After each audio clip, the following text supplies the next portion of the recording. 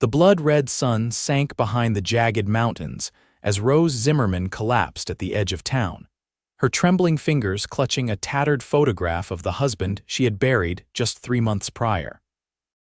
Montana Territory, 1872, was no place for a widow with nothing but grief and dwindling supplies. The journey from their failed homestead had taken everything she had left. "I can't go on," she whispered, her voice barely audible above the evening wind that swept dust across the lonely street of Copper Creek. A shadow fell across her hunched form.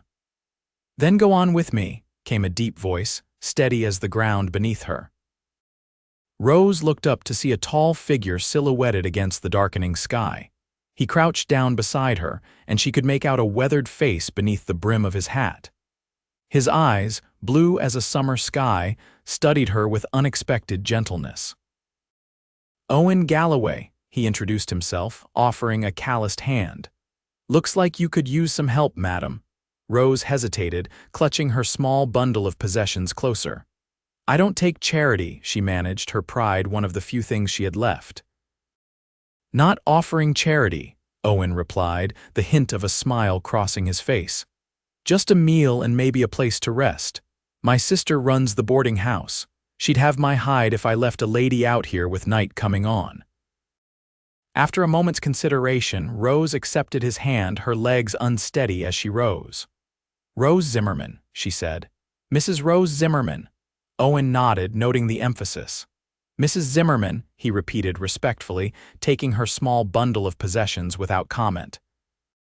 "Welcome to Copper Creek." The boarding house was a 2-story structure with peeling white paint and windows that glowed with warm lamplight. A weathered sign reading "Wilson's Boarding and Meals" swung gently in the evening breeze. As they approached, the door swung open and a woman with graying blonde hair tied in a practical bun appeared. "Owen Galloway, you're late for supper again," she began, then noticed Rose. Her expression immediately softened. "Oh my, you poor dear, come in before you catch your death." "Martha, this is Mrs. Zimmerman," Owen explained as they entered the warm entryway that smelled of fresh bread and beef stew. "She could use a room and a hot meal." Martha Wilson took one look at Rose's exhausted face and made an immediate decision. "Of course she can." "The blue room upstairs is ready, supper's still warm." Before Rose could protest about payment, Martha waved her hand dismissively. "We'll talk business tomorrow. Tonight you eat and rest." The next morning, Rose awoke disoriented in the unfamiliar bed. Sunlight streamed through lace curtains, illuminating a simple but clean room. For a moment, the weight of her grief seemed lighter, until memories of the past months came flooding back. Her husband Thomas coughing blood during the harsh winter, the lonely burial on their failing homestead, and her desperate journey to find some way to survive. She dressed quickly in her one remaining decent dress, smoothing her auburn hair into a simple knot at the nape of her neck. When she descended the stairs, she found Martha bustling about the dining room, serving breakfast to 3 men in miners' clothes. "Ah, there you are," Martha said warmly. Sit, coffee's hot and there's eggs and biscuits." "I can't pay for all this," Rose admitted quietly. "Not yet, but I can work." Martha studied her thoughtfully. "As it happens, I could use some help around here. My girl left last month to get married. Do you know your way around a kitchen?" "I managed a farm kitchen for 5 years," Rose replied. "I can cook, clean, mend, whatever you need." "Then we have ourselves an arrangement," Martha said with a decisive nod. "Room and board plus a small wage. You can start by helping with these breakfast dishes." For the first time in months, Rose felt a flicker of hope. She had somewhere to sleep, food to eat, and work to occupy her hands and mind. Maybe she could rebuild something from the ashes of her former life. Later that afternoon, as Rose was hanging linens in the yard behind the boarding house, she heard the familiar voice of Owen Galloway. "Settling in all right, Mrs. Zimmerman?" he asked, leading his horse to the water trough nearby. Rose tucked a strand of hair behind her ear. "Yes, your sister has been very kind. Martha's got a good heart, though she'd never admit it," Owen replied, removing his hat and wiping his brow. "She mentioned you'll be staying on to help. For a while, Rose confirmed, until I figure out what comes next. Owen nodded, his expression thoughtful. Well, if you need anything, my ranch is just 3 miles north. Reynolds Creek Ranch. You're not a miner like most men here, Rose asked, surprised. No, madam. Started with 5 cattle and a run-down cabin 8 years ago. Got about 200 head now. Not rich, but making do. He replaced his hat. Just came to town for supplies and to check on Martha. She worries if I don't show my face every few days. As the weeks passed, Rose fell into the rhythm of life at the boarding house. She cooked and cleaned, changed beds, and mended tablecloths. The work was hard but satisfying, and Martha proved to be a fair employer and eventually, a friend. The boarders, mostly miners and a few traveling salesmen, were respectful, especially after Martha made it clear that Rose was under her protection. Owen appeared regularly, sometimes for a meal, sometimes just to drop off fresh beef or milk from his ranch. Rose found herself looking forward to his visits, though she pushed the feeling away each time. Her heart was still raw from loss, and the gold band on her finger was a constant reminder of vows she had taken on a crisp autumn morning. As Rose was kneading bread dough in the kitchen, Martha entered with a concerned expression. Just got word from Jasper Miller, she said. There's sickness at the Reynolds Creek Ranch. 2 of Owen's ranch hands down with fever and Owen himself looking poorly. Rose's hands stilled in the dough. Is the doctor going? Martha shook her head. Doc Watson is 3 days' ride away delivering the Peterson baby. She hesitated. Rose, I need to go help, but I can't leave the boarding house unattended with 5 guests. I'll go, Rose said, surprising herself with the immediacy of her response. I nursed my husband through illness. I know what to do. Martha looked relieved. Are you certain? It's not an easy ride, and if it's contagious. I've already faced the worst life can offer, Rose said quietly. I'm not afraid of sickness. Within the hour, Rose was mounted on Martha's gentle mare, a basket of medicines, food, and clean linens secured behind the saddle. The ride to Reynolds Creek Ranch took just over an hour, the trail winding through golden aspen groves and across clear streams. Despite her worry, Rose couldn't help but notice the beauty of the land. The ranch came into view as she crested a small hill, a modest but well-built cabin with several outbuildings, corrals containing horses, and in the distance, cattle grazing on the autumn brown grass. As she approached, a young boy of about 12 emerged from the barn. Madam. He called cautiously. I'm Rose Zimmerman from Martha Wilson's boarding house, she explained, dismounting. I've come to help with the sickness. Relief washed over the boy's face. I'm Jimmy, madam. I work for Mr. Galloway. It's bad in there. Mr. Galloway's burning up and Pete and Louis ain't much better. Rose tied the horse to the hitching post. Show me where they are. The cabin's interior was stifling hot and smelled of sickness. Owen lay on a bed in the main room, his face flushed with fever, while 2 men occupied bedrolls on the floor. All 3 were in various states of delirium, their clothes and bedding soaked with sweat. Rose immediately took charge. Jimmy, I need fresh water, lots of it, and wood for the stove. We need to make willow bark tea. For the next hours, Rose worked tirelessly. She stripped the men of their sweat-soaked clothing, bathed their burning bodies with cool water, and forced liquids between their cracked lips. Jimmy proved to be a capable assistant, following her instructions without complaint. Night fell, and Rose continued her ministrations by lamplight. The 2 ranch hands, Pete and Louis, showed signs of improvement by midnight, their fevers breaking with violent chills that Rose soothed with warmed blankets. Owen, however, remained locked in fever's grip, occasionally mumbling incoherently. Around dawn, as Rose was bathing Owen's face with a cool cloth, his eyes suddenly opened, clear and focused for the first time. Rose, he whispered, his voice hoarse. Yes, she replied softly. Martha sent me. You've been very ill. He attempted to sit up but was too weak. The men. Pete and Louis are better. Their fevers broke in the night. You need to rest now. She helped him take a few sips of water. Owen's hand caught hers as she withdrew the cup. Thank you, he said simply, before his eyes closed again, this time in natural sleep rather than fevered unconsciousness. For 3 days, Rose remained at the ranch, nursing the men back to health. By the 4th day, Pete and Lewis were well enough to return to light duties, and Owen was sitting up, taking broth and bread. His strength returned slowly, but his eyes followed Rose whenever she moved about the cabin. On the afternoon of the 5th day, as Rose was preparing to return to town, Owen found her packing her basket on the porch. "You're leaving," he said, his voice still raspy but stronger. Rose nodded. "You're out of danger now. Martha will be wondering about me and there are guests to tend to." Owen leaned against the porch post, still thin from his illness but standing straight. "I owe you my life, Mrs. Zimmerman. No debt between friends," Rose replied, adjusting her bonnet. "Anyone would have done the same." "No," Owen said quietly, "not anyone, what you did. It matters to me." Their eyes met and something passed between them that Rose wasn't ready to acknowledge. She looked away first. "I should go before it gets dark." "I'll be in town next week," Owen said. "Would it be improper to call on you, just to talk?" Rose touched the wedding band on her finger, twisting it absently. "I'm a widow, Mr. Galloway. I know that," he replied gently, "and I respect your grief, but sometimes it helps to have a friend." After a moment's hesitation, Rose nodded. Yes, it would be acceptable to call as friends.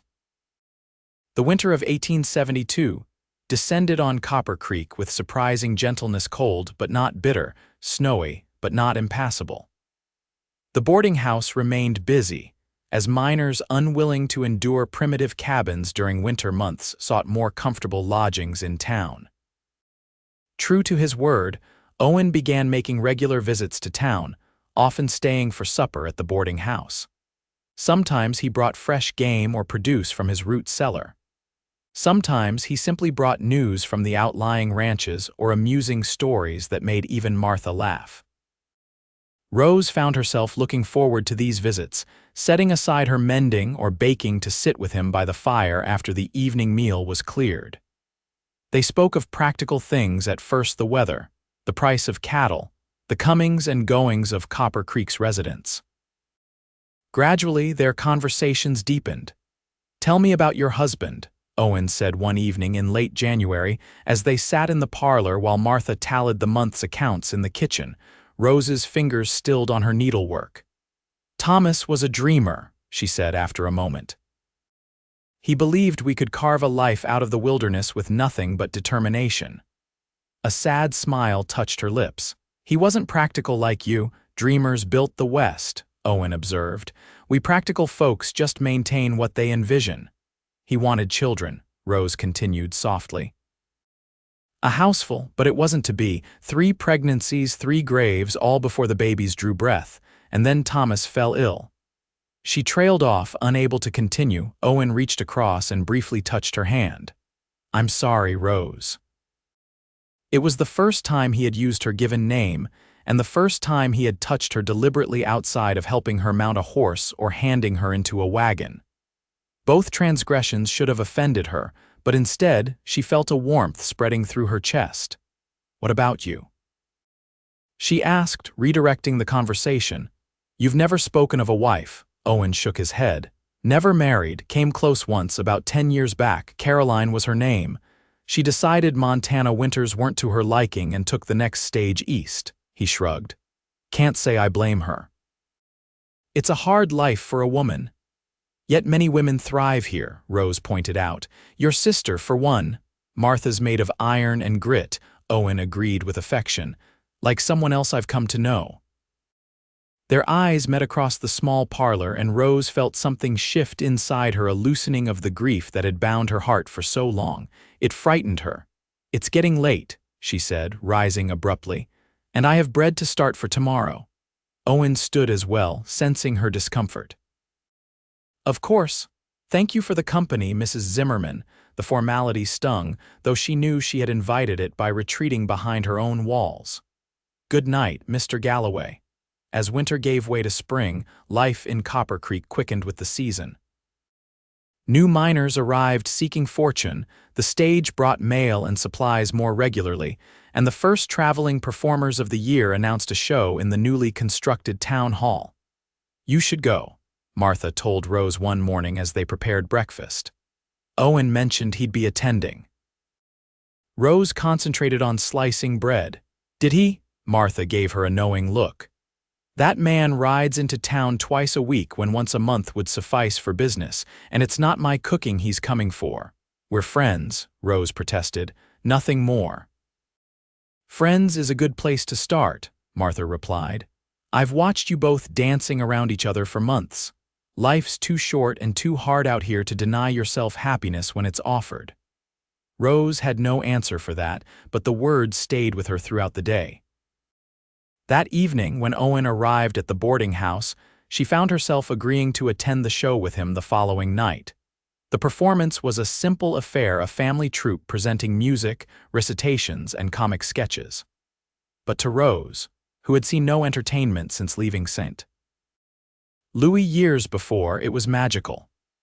Owen sat beside her, occasionally leaning close to comment on the performance, his nearness both comforting and disquieting. Walking back to the boarding house under a canopy of stars, Owen offered his arm and Rose took it, feeling the solid strength of him through his coat sleeve. "Did you enjoy yourself?" he asked. "Very much," she admitted. "I'd forgotten what it was like to simply enjoy an evening without worry." They reached the boarding house steps, but neither moved to go inside. Instead, Owen turned to face her, his expression serious in the moonlight. "Rose," he began, then hesitated.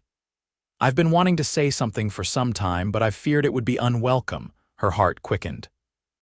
"What is it?" "I care for you," he said simply. "More than as a friend. I understand if you're not ready or if you never will be, but I wanted you to know." Rose felt a tumult of emotions, fear, guilt, and something warmer that she wasn't ready to name. "Owen, she began, then stopped, uncertain. "You don't need to answer now," he assured her, "or ever if that's your choice. I'll still be your friend regardless." She reached up and touched his cheek, the gesture surprising them both. "Thank you for understanding. I need time." He covered her hand with his own, turning to press a gentle kiss to her palm before releasing it. "Time is something I have plenty of." Spring progressed into summer, bringing with it both bounty and hardship. A flash flood in June washed out bridges and damaged several buildings in the lower part of town. Owen's ranch hands came to help with repairs, and Owen himself spent days rebuilding the schoolhouse that had been badly damaged. Rose found herself increasingly drawn to the quiet rancher. His steadiness, his kindness to those in need, and his unfailing courtesy toward her created a foundation of trust that grew stronger with each passing day. Still, she hesitated to acknowledge the feelings blossoming in her heart. One sultry evening in late July, Rose sat on the boarding house porch, seeking relief from the heat inside. The sound of hoofbeats made her look up, expecting to see Owen returning from his ranch. Instead, she saw three rough-looking men riding down the main street, stopping outside the saloon across the way. Something about their manner made Rose uneasy. She was about to go inside when Martha came out with a pitcher of lemonade. "Those men came through earlier," Martha commented, noticing Rose's gaze. "Asking questions about the payroll delivery for the Golden Promise mine." "That's not due until next week," Rose said, accepting a glass of lemonade. Martha nodded. "That's what Mr. Peterson at the bank told them." They didn't seem pleased. Later that night, Rose was awakened by the sound of raised voices and then gunshots. She hurried to the window to see flames rising from the direction of the bank. People were running in the street and more shots rang out. Martha appeared at her door. "Bank robbery," she said grimly. "Stay inside and away from the windows," but Rose couldn't remain still. "There might be injured people," she argued, already pulling on her dress. "I can help." Before Martha could protest further, there was a pounding at the front door. When they opened it, they found Owen, his face grim. "The bank's been robbed," he reported. "Peterson's been shot and they've taken Jesse Miller hostage, rode out with him just minutes ago." "Jesse," Rose gasped. Jesse was only 16, the bank manager's son who worked as a clerk. Why would they take him? Insurance that no one follows too close, Owen replied grimly. Sheriff's forming a posse. I came to make sure you ladies were safe before I joined them. Be careful, Rose said, her voice catching. The thought of Owen riding into danger made her realize just how much he had come to mean to her. He caught her gaze, seeming to read her thoughts. I'll be back, he promised. The next 12 hours were the longest of Rose's life. She and Martha helped tend to Mr. Peterson, whose shoulder wound was painful but not life-threatening. They provided food and coffee for the families waiting for news and tried to maintain calm among the boarding house guests. Just after noon the next day, riders were spotted approaching town. As they drew closer, Rose could make out Owen among them, and beside him, slumped but clearly alive, young Jesse Miller. The town erupted in cheers as the posse returned. The robbers had been captured at a pass 15 miles east, where the sheriff had anticipated they would head. Jesse was shaken but unharmed, and the mine payroll recovered intact. Owen dismounted wearily in front of the boarding house, his clothes dusty and a day's growth of beard shadowing his jaw. When he saw Rose waiting on the porch, he smiled, the exhaustion in his eyes lifting momentarily. You came back, she said, descending the steps to meet him. I promised I would, he replied simply. Without thinking, Rose stepped forward and embraced him, heedless of the dust and grime. After a startled moment, Owen's arms came around her, holding her gently but firmly against him. I was so worried, she admitted against his chest. It made me think, Owen said quietly, just for her ears, about what matters, about not wasting the time we're given. He pulled back slightly to look at her face.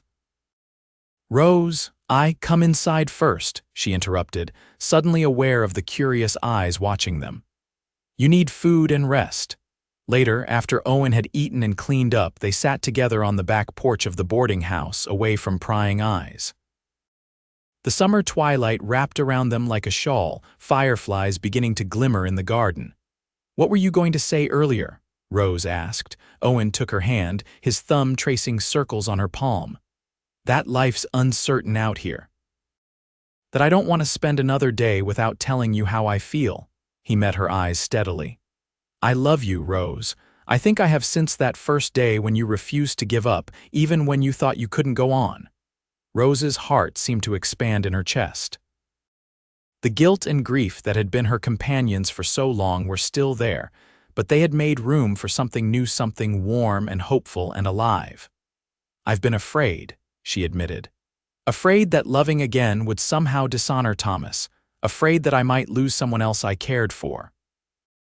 And now, Owen asked softly, now I'm still afraid, she said honestly, but I'm more afraid of never taking the chance to love again. She squeezed his hand.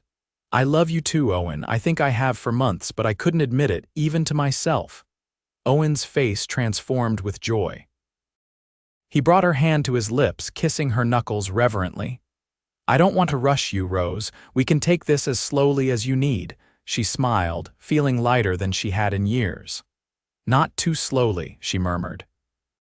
August brought scorching heat and the town's annual Founders' Day celebration.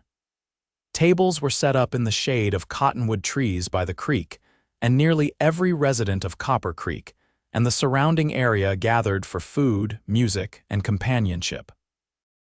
Rose and Owen attended together, their courtship now openly acknowledged. Martha watched them with satisfaction, accepting congratulations from townspeople who had seen the match developing long before the couple themselves had recognized it. As the afternoon progressed, Owen led Rose away from the festivities to a quiet spot beneath an ancient cottonwood tree. From his pocket, he produced a small box. This was my mother's, he said, opening it to reveal a simple gold band set with a small pearl. I've been carrying it since spring, waiting for the right moment. He took her hand. Rose Zimmerman, would you do me the honor of becoming my wife? Rose looked at the ring, then at the man before her, steady, kind, and so full of love for her. She thought of the journey that had brought her here, of the grief that had nearly broken her, and of the quiet strength that had helped her rebuild her life. "Yes," she said, her voice clear and certain. "Yes, I will." Owen slipped the ring onto her finger where it rested above the gold band from her first marriage. As if reading her thoughts, he covered both rings with his hand. "Your past is part of who you are," he said gently. "I would never ask you to forget it." Tears filled Rose's eyes, but they were tears of gratitude and joy rather than sorrow. "Thank you for understanding." They were married in September, when the aspen leaves turned gold and the air held the first crisp promise of autumn. The ceremony was held in the newly rebuilt schoolhouse, with Martha as Rose's attendant and Jimmy, now Owen's foreman, standing up for the groom. Rose wore a new dress of deep blue silk, ordered specially from Denver, and carried wildflowers gathered that morning. When she spoke her vows, her voice was strong and sure, her heart full of the love she had never expected to find again. The boarding house continued under Martha's management, with Rose helping when needed, but now making her home at Reynolds Creek Ranch. The cabin that had once seemed so plain to Rose became a home under her care curtains at the windows, rag rugs on the floors, and the scent of fresh bread filling the rooms. Owen expanded the house that winter, adding 2 more rooms for the future, he said with a smile that made Rose's heart skip.